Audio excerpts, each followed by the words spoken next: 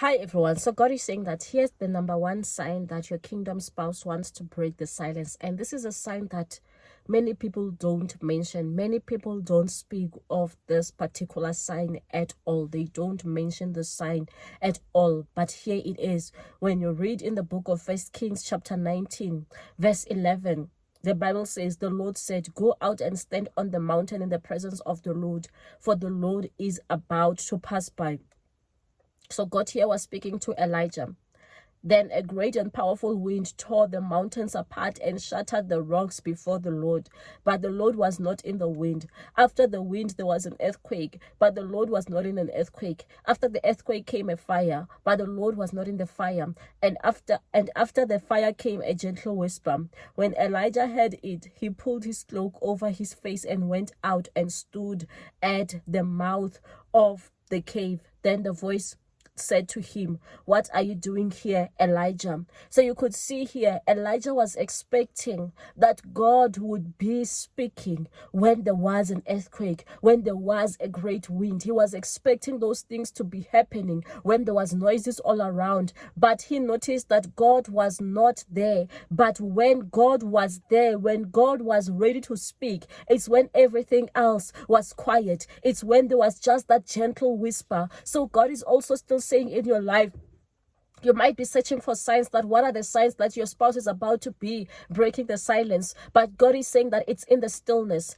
It's in the stillness when you don't even see any sign at all. When there is not even any sign at all. That is when your kingdom spouse is about to break the silence. I remember with me when I was still praying to God and believing in God for marriage, that my kingdom spouse or the person I'm married to right now, my husband, came at the point where my life was still, was in a moment of stillness. It was not when there were all these things that were happening around me. It was when there was stillness. It was when there were no signs at all that this is about to be happening. So God is also still saying in your life, when you don't see a sign, it is a sign. When you don't even see a sign, when you are experiencing such a dry season in your life, when things are so quiet in your life and you don't know which direction to be going, where to be waiting for your kingdom spouse from, because as people, yes, we do give you advice that yes, go to the church, that's where you'll find your kingdom spouse. Go to work, that's where you'll find your kingdom spouse. We tell you a whole lot of things. Or go to the shops and you find that you've already been to all those places, yet no one passed by, yet no particular person spoke to you, or the people who spoke to you,